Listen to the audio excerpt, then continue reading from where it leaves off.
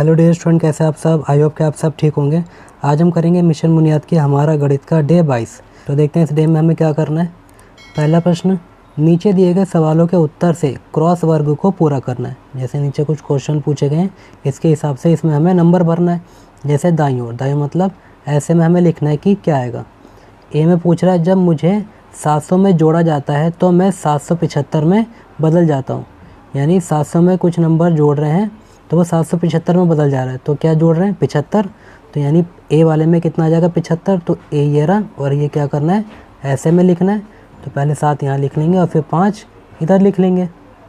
फिर बी में क्या पूछ रहा है? 100 जमा 3। तो 100 जमा 3 कितना होगा? 103।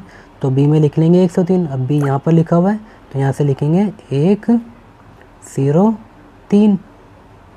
फिर सी में पूछ रहा है चाइल्ड हेल्पलाइन नंबर। तो चाइल्ड हेल्पलाइन नंबर कितना होता है? 1098। तो आप इसमें 1098 लिख लेंगे। अब सी कहाँ पर है?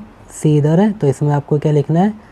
पहले यहाँ पर सी पे 1 लिखना है, फिर इस तरफ जाना है, 0 हो जाएगा, फिर 9 हो जाएगा, फिर 8 हो जाएगा। फिर डी में पूछ रहा है पुलिस हेल्पलाइन नंबर। तो पुलिस का हेल्पलाइन नंबर क्या होता है? 100। तो हम डी में 100 लिख लेंगे। अब डी कहाँ पर है? ये लिखा हुआ है डी, तो यहाँ पर आप 100 लिख लेंगे। पहले 1 लिखेंगे, फिर 0 आ जाएगा, फिर 0 आ जाएगा। फिर एफ में पूछ रहा है ऐसी संख्या जिसे 7 से पूरा पूरा भाग लग जाए। तो एफ में क्या करना है? ऐसी संख्या लिखनी है जो 7 से पूरी पूरी कट जाए। तो अभी ये एफ वाला मैं अभी छोड़ रहा हूँ क्योंकि अभी एक नंबर इसमें हम यहाँ से भर लेंगे। तो एफ वाला मैं अभी इसके बाद कराऊँगा, और ऐसे ही ई वाला में मैं इसके बाद ही कराऊँगा। पहले मैं ये नीचे की ओर वाला जो है जिसमें हमें ऐसे भरना है वो हम भर लेते हैं। तो पहला, जब मुझे 100 में से घटाया जाता है तो मैं 250 हो जाता हूँ। तो यानी 100 में से मुझे क्या घटाना होगा कि 250 बन जाए? तो 750 यानी 750। तो ए में आप 750 लिख लेंगे। अब ए वाला तो ये रहा, 7 पहले से लिखा है, यहाँ पर आप 5 लिख लेंगे और फिर इधर 0 आ जाएगा। फिर बी में पूछ रहा है एम्बुलेंस हेल्पलाइन नंबर। तो एम्बुलेंस का हेल्पलाइन नंबर क्या होता है? 1031। तो आप बी में क्या भर लेंगे? 1031। अब बी का ये रहा, अब यहाँ पर 1 0 तो पहले से लिखा हुआ है, आपको बस 3 यहाँ पर लिखना है और 1 इधर लिखना है। फिर है सी महिला हेल्पलाइन नंबर। तो महिला हेल्पलाइन नंबर क्या होता है? 1091। तो सी पे आप 1091 लिख लेंगे। अब 10 सी ये रहा, सी में 1 तो पहले से लिखा है, अब आपको 0 लगाना है और फिर यहाँ पर 9 लगा देना, और 1 पहले से यहाँ पर लिखा हुआ था। तो ये वाला भी हो गया आपका।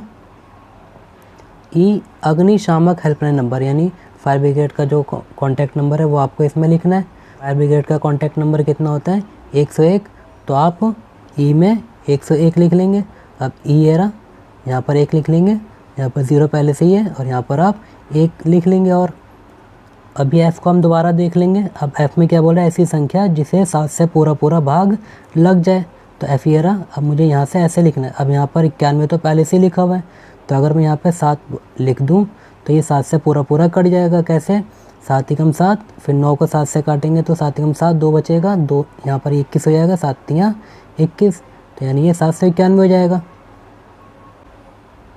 और फिर ई में क्या पूछ रहा है? एक विषम भाज्य संख्या लिखनी है। तो ई में आप लिख लेंगे, यहाँ पर ई पे 1 तो पहले से ही लिखा हुआ है, इसके आगे पे आप 5 लिख लेंगे तो 15 हो जाएगा। 15 क्या एक विषम संख्या है, तो ये ई भी हो गया आपका।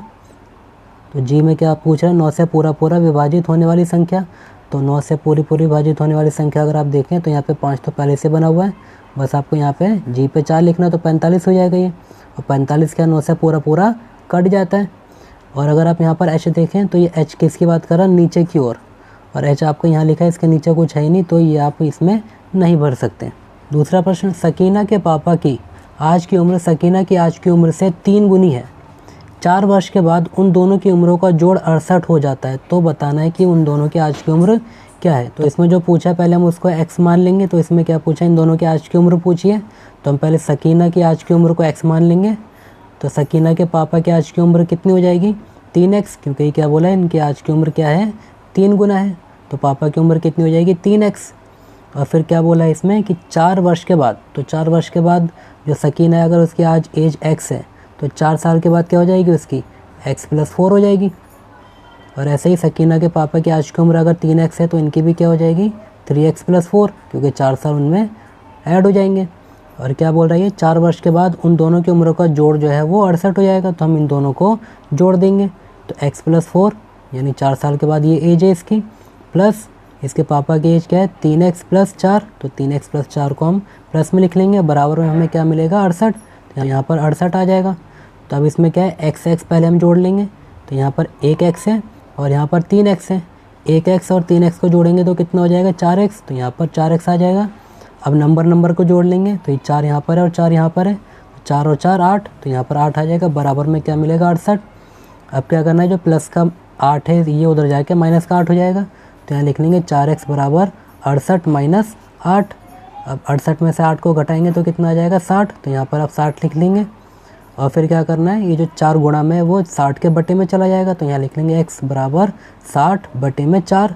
अब 60 को 4 से भाग देंगे तो 15 आ जाएगा, यानी x की वैल्यू कितनी होगी 15। और x को हमने क्या माना था, सकीना की आज की उम्र मानी थी। तो यानी सकीना की आज की उम्र कितनी होगी 15 वर्ष। और पिताजी की आज की उम्र कितनी हो जाएगी, पिताजी के लिए क्या बोला था कि वो 3 गुना ज़्यादा एज के हैं। तो 15 की गुणा किससे कर देंगे 3 से, 15 × 45, यानी जो सकीना उसके पापा की उम्र 45 साल है। तीसरा प्रश्न, रमन और पवन के पास कुछ केले हैं। पवन के पास जितने केले हैं उसके दुगुने से 16 केले कम रमन के पास हैं। यदि रमन के पास 120 केले हैं तो बताएं पवन के पास कितने केले हैं। इसमें बताना है पवन के पास कितने केले हैं। तो जिसके बारे में पूछा पहले हम उसको x मान लेंगे। तो यहाँ पवन के पास पूछा है तो हम यहाँ लिख लेंगे पवन के पास कुल केले कितने हैं x। अब इसमें क्या इन्फॉर्मेशन दी गई है कि पवन के पास जितने केले हैं उसके दुगुने से 16 कम केले रमन के पास है। तो रमन के पास केले कितने हो जाएंगे, तो रमन के लिए क्या बताया गया है कि जो रमन के पास केले हैं वो पवन के दुगना। तो पवन के कितने x, तो इसका दुगना क्या हो जाएगा 2x। से 16 केले कम है तो माइनस कर देंगे 16। और पवन के पास कितने केले थे 120। तो यहाँ पर इसकी जगह पे 120 लिख लेंगे, बराबर में 2x - 16 आ जाएगा। अब जो पहले माइनस का 16 है इसको इधर लेके आएंगे तो प्लस का 16 हो जाएगा। तो यहाँ लिख लेंगे 120 + 16 बराबर में 2x रह जाएगा। तो यहाँ पर 2x आ जाएगा। अब फिर 120 में 16 को जोड़ देंगे तो कितना हो जाएगा 136। यहाँ पर लिख देंगे 136 और बराबर में 2x रहेगा। अब क्या करेंगे, 2 जो है गुणा कर रहा है तो ये 136 के बटे में आ जाएगा। तो हम लिख लेंगे x = 136/2। अब 136 को 2 से भाग देंगे तो कितना आ जाएगा 68, यानी पवन के पास कितने केले हो गए 68। चौथा प्रश्न, राधा के पास कुछ सिक्के 2 रुपये वाले हैं और कुछ सिक्के 5 रुपये वाले हैं। 2 रुपये वाले सिक्कों की संख्या 5 रुपये के सिक्कों की संख्या के चौगुनी है। क्या बता रखा है इसमें, जो 2 रुपये के सिक्के हैं वो 5 रुपये के सिक्कों से चौगुना है। तो पहले हमें 5 रुपये के सिक्के का x मानना पड़ेगा क्योंकि 5 के ऊपर 2 डिपेंड कर रहे हैं। तो हमें लिख लेंगे 5 रुपये के सिक्के बराबर कितने हैं x। अब 2 रुपये के बारे में क्या बता रखा है कि जो 2 रुपये के सिक्के हैं वो 5 रुपये के सिक्के के चौगुने हैं। तो 5 रुपये को हमने x माना है तो चौगुना कितना हो जाएगा 4x, यानी 2 रुपये के सिक्के कितने हो जाएंगे हमारे पास 4x। अब इसमें आगे क्या पूछ रहा है, दोनों तरह के सिक्कों का कुल मूल्य कितना है 65, यानी इनका जो टोटल मूल्य है वो कितना है 65 है। तो यहाँ तो हमने ये सिक्के निकाले हैं, अगर इसका हमें मूल्य निकालना हो तो क्या करना होगा, इस x को 5 से गुणा करना होगा। जैसे मान लो अगर आपके पास 5 रुपये का एक सिक्का है तो आपके पास कितने रुपये हैं 5 रुपये, और अगर 5 रुपये के 2 सिक्के हैं तो 10 रुपये हो जाएंगे। यानी ये तो हमारी संख्या है सिक्कों की, तो इसका हमें क्या करना होगा 5 से गुणा करना होगा। तो हम यहाँ लिख लेंगे 5x। और फिर ऐसे ही 2 रुपये के सिक्के भी हैं, तो जो 4x हैं वो तो संख्या है तो 4x लिख लेंगे। अभी 2 रुपये में कन्वर्ट करने के लिए इसको क्या करना होगा 2 से गुणा करना होगा। तो यहाँ लिख लेंगे 2 ब्रैकेट में 4x। अब टोटल रुपये कितने अपने पास 65, तो यहाँ पर बराबर में 65 आ जाएगा। अब पहले इसको इससे गुणा करेंगे तो 5x आ जाएगा, फिर 2 की 4x से गुणा करेंगे तो 2 चौक 8 यानी 8x आ जाएगा बराबर में 65। अब 5x में हम 8x जोड़ देंगे तो कितना हो जाएगा 13x, तो 13x बराबर में 65। अब जो 13x के साथ गुणा कर रहा है वो कहाँ चला जाएगा 65 के बटे में। तो यहाँ लिख लेंगे x = 65/13। अब 13 से 65 को काटेंगे, 13 × 5 = 65, 5 आ जाएगा, यानी x की वैल्यू कितने आ गई 5।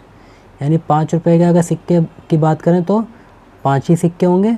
और 2 रुपये के सिक्के के बारे में क्या बोला है कि ये 4 गुना है, तो 2 रुपये के सिक्के बराबर 4 की गुणा कर देंगे 5 से, 4 × 5 = 20, यानी 2 रुपये के सिक्के कितने हो जाएंगे 20 हो जाएंगे।